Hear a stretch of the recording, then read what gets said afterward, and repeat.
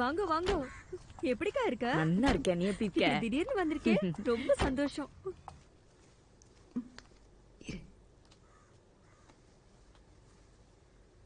செல்ல பாட்டி. பாட்டி பாட்டி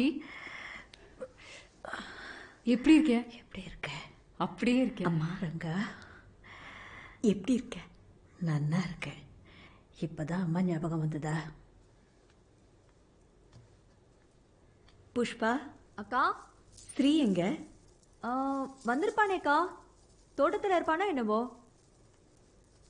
மா ஆ, எங்க போனாலும் உனக்கு ஸ்ரீதா இல்லம்மா? ஆ, அத்- ஆ, இல்லம்மா, தம்பி எங்கன்னு பார்த்தேன்.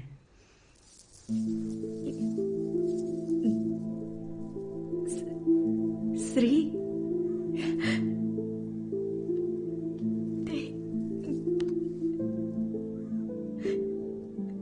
அழாதம்மா, நான் இப்ப நல்லா இருக்கேன்.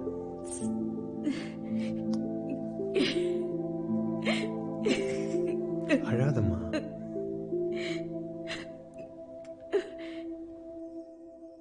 ஏன் வீட்டுக்கு திரும்ப வரவே இல்லை ஸ்ரீ?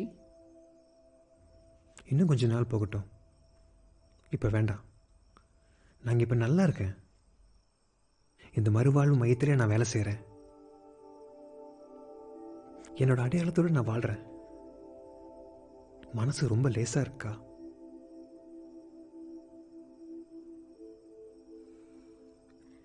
நீ மீண்டு வந்துட்ட ஸ்ரீ. உன்னை நினைச்சா எனக்கு ரொம்ப பெருமையா இருக்கு. நீயும் மீண்டு வந்துட்டக்கா.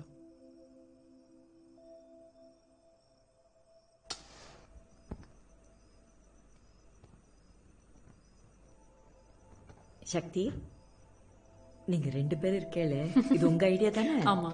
தெரியுது. எவ்வளவு அழகா இருக்குல்ல? இதுல இன்னொரு நல்ல விஷயம் என்னன்னா சக்தி, உன் சித்தியோட சமையல இருட்டுல தான் சாப்பிட முடியும். அம்மா ஏன் சமையல் குறைச்ச? பாட்டிக்கு போடுமா?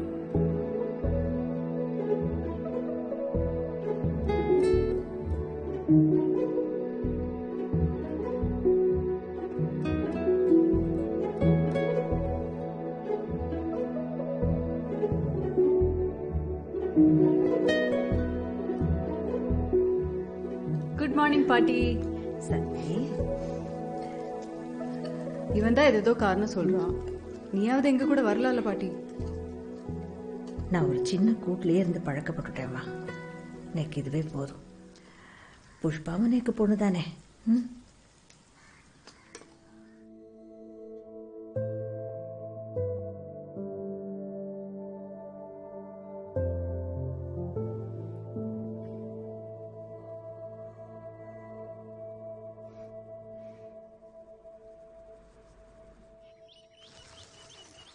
குட் மார்னிங் சித்தி. குட் மார்னிங் சக்தி. ஸ்ரீ எங்க காணோம்? அவன் தரகம்பாடியில ஏதோ வேலை இருக்குன்னு காத்தாலே கிளம்பி போயிட்டான். ஓ, உன்கிட்ட ஸ்ரீ ஒன்னு கொடுக்க சொன்னா.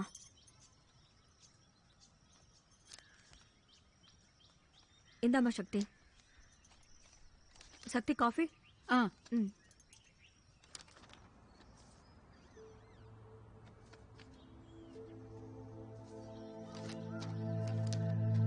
அக்கா, வாழ்க்கை நம்ம 2 பேரும் ரொம்ப சோதிச்சு பார்த்துருக்கு.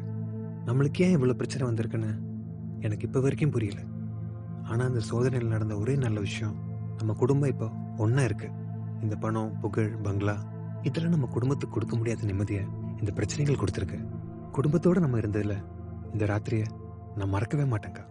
சொல்லப்போனா நம்ம குடும்பமா உணர்ந்த ஒரே நாள் இதுதான்.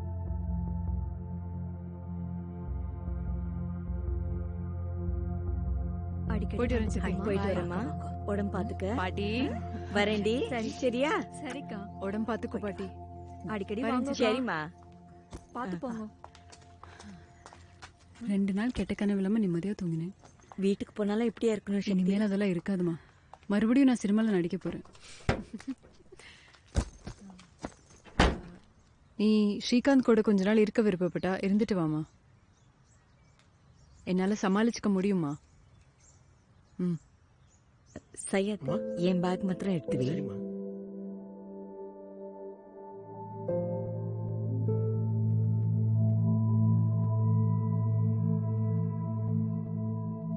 வாழ்க்கை அதே தருணங்களை வழங்கிக்கிட்டே இருக்கும், மறுபடியும் மறுபடியும்.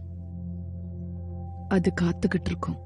பழையபடியே செஞ்சு திரும்பவும் அதே வட்டத்துக்குள்ள மாட்டிப்பியா, இல்ல ஏதாவது கத்துக்கிட்டு முக்கியமா உன்னை பத்தியே வேற தேர்வு செய்ய முடியுமான்னு. நான் தான் எப்பவுமே சீக்கிரம் கத்துப்பேனே. சிஸ்டர் ஃப்ளாவியா எனக்கு சொன்னது சரிதான் சார். சில நேரங்களில் நம்ம புது விஷயங்களை மட்டும் இல்லை, பழைய விஷயங்களே ஏற்றுக்கணும் போல.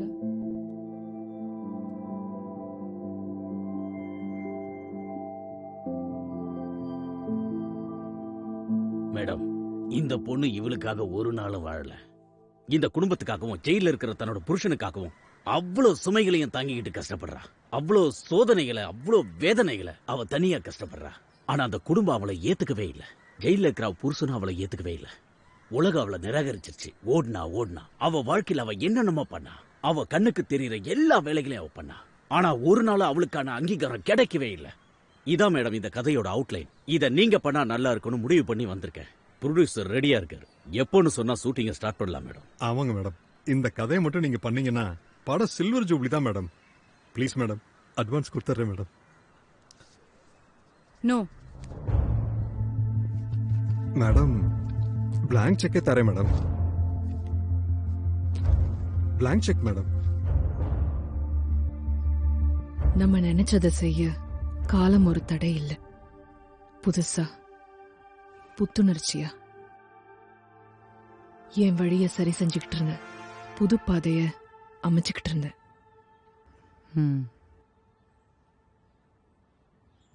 நிஜமாவே உங்க அம்மாவை உங்களால மன்னிக்க முடிஞ்சுதா?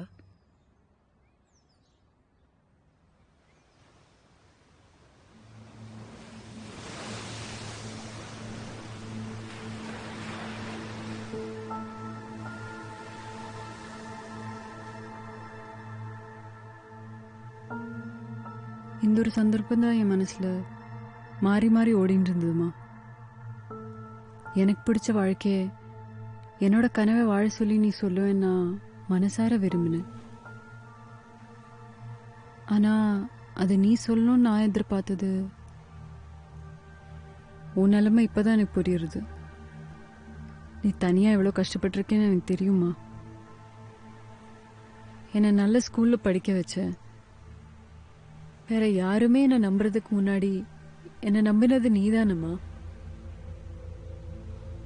உன் சக்திக்கு மீறி நடந்த விஷயத்துக்கெல்லாம் உன் மேல கோவப்பட்டிருக்க கூடாது, தப்புதான். அதுக்கு பதிலா நீ பண்ண நல்லதுக்கெல்லாம் உன் காலில் விழுந்து நன்றி சொல்லியிருக்கணுமா.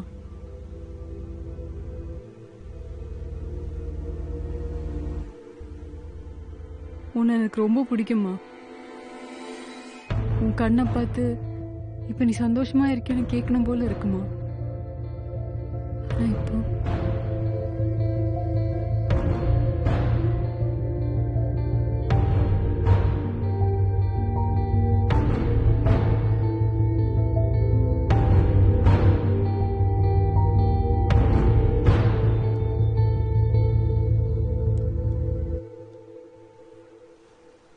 நன்றிய பாசத்தை நமக்குள்ள நிறைய தடவை சொல்லியிருந்தா அந்த நாட்கள் எவ்வளோ அழகா இருந்திருக்கும். நம்ம ஒருவன் கனவு மாதிரி கலைஞ்சு போச்சேம்மா.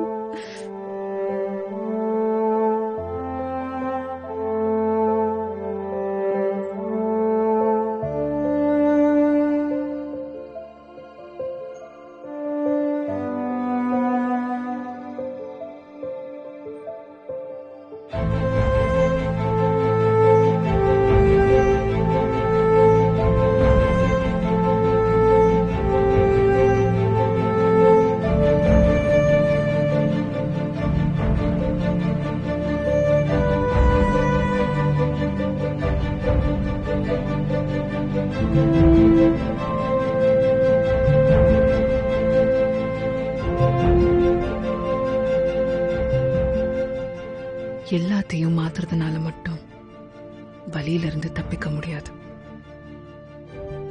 தெரிஞ்சு வலிய போக்கலாம். சாவு எனக்கு புது வலியா இருந்துச்சு. அம்மா இறந்தது அவங்க வயசான மாதிரி ரொம்ப மெதுவா தான் நடந்துச்சு. என் கண்ணுக்கு தான் தெரியல, திடீர்னு நடந்த மாதிரி இருந்தது. தடவையா கெட்ட கனவே வராம என் வீட்டுல தூங்கி எழுந்திருச்சு. அடுத்த நாள் நான் எழுந்தது ஒரு புது நிஜத்துக்குள்ள. என் அப்பா சொன்னது சரிதான் போல இருக்கு. வாழ்க்கையில உயரத்துல இருந்தாலும் சரி, கீழே இருந்தாலும் சரி, தனியா வாழ்றதுதான் என் சாபம் போல. இப்போ என்ன பண்ணலாம்னு நினைக்கிறீங்கம்மா? இப்ப வரைக்கும் ஒன்றும் தெரியல சார். சார், கிராமபோன் போடுங்க, நான் மியூசிக் கேட்கணும். I'm ready.